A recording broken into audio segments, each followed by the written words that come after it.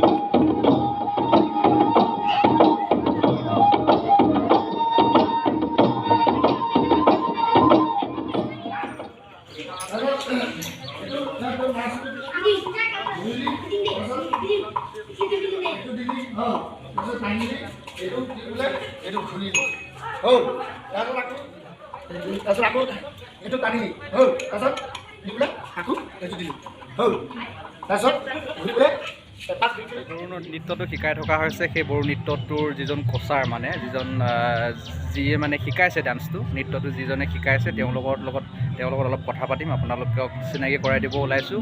তেওঁ বহি আছে বৰ্তমান। এয়া হ'ল আমাৰ নৃত্য শিক্ষাগুৰু উজ্জ্বল কুমাৰ বড়ো, ৰজাপথাৰ বেলুগুৰি। তেওঁক আচ্ছা এতিয়া যে আপোনাৰ যে নৃত্যটো শিকাই আছে, তো সেই নৃত্যটো মানে কিহৰ ওপৰত ডিপেণ্ড কৰি পেলাই শিকাই আছে, ৰিহাৰ্চলটো কৰাই আছে? আচলতে মোক বিভিন্ন ঠাইৰ পৰা নিমন্ত্ৰণ কৰে।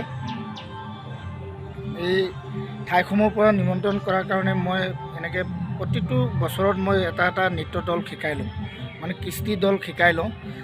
যোৱা বছৰো এটা কৃষ্টি দল শিকালোঁ, সেই ল'ৰা ছোৱালীখিনিয়ে নাচিছে।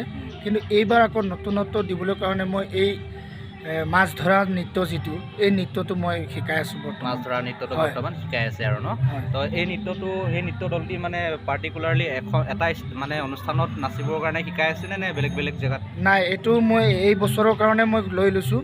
বিভিন্ন অনুষ্ঠানত যদি মোক নিমন্ত্ৰণ কৰে এই জাকৈ নৃত্যটো প্ৰদৰ্শন কৰাম আৰু লগতে তিৱা যিটো পিছাক দামাচি, সেই পিছাক দামাচিত নিমন্ত্ৰণ কৰিছে, তাত কম্পিটিশ্যন হিচাপে নিমন্ত্ৰণ কৰিছে। তাতো সেই নৃত্যটোকে মই কম্পিটিশ্যন কৰাম বুলি ভাবিছোঁ। হয়, লগতে আৰু কৈছিলে বকলীয়া আপোনাৰ? হয়, বকলীয়া সদৌ ছাত্ৰ সন্থা অসম ছাত্ৰ সন্থাৰ উদ্যোগত যিটো নেকি ধৰি লওক বিহু পাতিছে, সেই তাত নিমন্ত্ৰণ কৰিছে মোক। সেই তাত এই জাকৈ নৃত্যটো অৰ্থাৎ মাছ ধৰা নৃত্যটো মই তাত প্ৰদৰ্শন কৰাম। ৰাইজে এইবাৰ ভাল পাব, এই নৃত্যটো দেখি আঁকোৱালি ল'ব বুলি মই আশা কৰিছোঁ। তাৰমানে প্ৰত্যেক বছৰে আপুনি একোটা নতুন নৃত্য কৰি পেলাই ধৰক ল'ৰা ছোৱালীসকলক লৈ পেলাই আপুনি প্ৰত্যেক বছৰতে একোটা নতুন নৃত্যৰ দল আপুনি গঠন কৰে আৰু গঠন কৰি পেলাই ধৰক লৈ যায়। হয়, মই জনাব বিচাৰিছোঁ একচুৱেলি তেওঁ এজন শিক্ষকো হয়, সহকাৰী শিক্ষক শংকৰদেৱ জাতীয় বিদ্যালয়ৰ, আৰু লগতে তেওঁ বিভিন্ন গীত নৃত্য অনুষ্ঠানত তেওঁ জড়িত হৈ থাকে।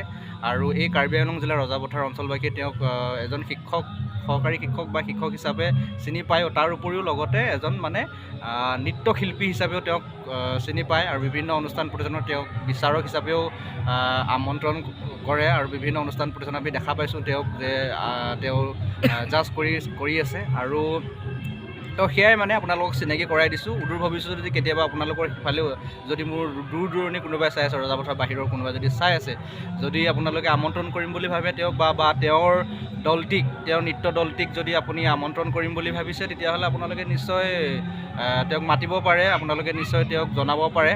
কণ্টেক্ট নাম্বাৰটো মই মোৰ দি দিম আপোনালোকক, আপোনালোকে তেওঁক কণ্টেক্ট কৰি পেলাই, যিহেতু এতিয়া অনুষ্ঠান প্ৰতিষ্ঠানৰ সময়, গতিকে এই সময়খিনিত যদি তেওঁৰ নৃত্য দলটিক আপোনালোকে বিচাৰে, তেতিয়াহ'লে আপোনালোকে সেই কণ্টেক্ট নম্বৰটোত আপোনালোকে তেওঁক কণ্টেক্ট কৰি ল'ব পাৰিব।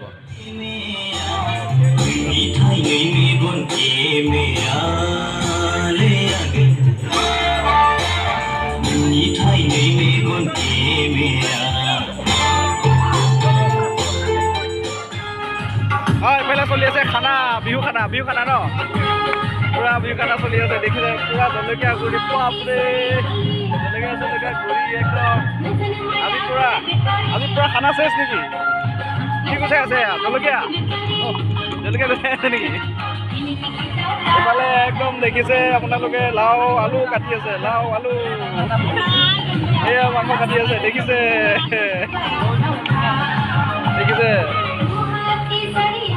একদম কি বনাব এতিয়া? মাংস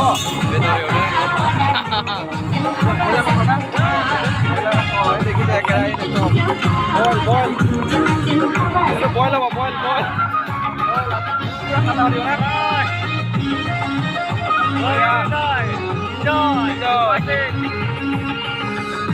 দেখিছে কাষতে খানা চলি আছে। সিহঁতৰ বক্সটোতে মানে ডেন্স কৰি আছিলে, তো এতিয়া বক্সটো নিদিয়া বোলে, ডেন্স ৰিহাৰ্চেল কৰি হৈ গ'ল, আহিলোঁ, উপায় নাই এতিয়া যাবলৈ লাগিব।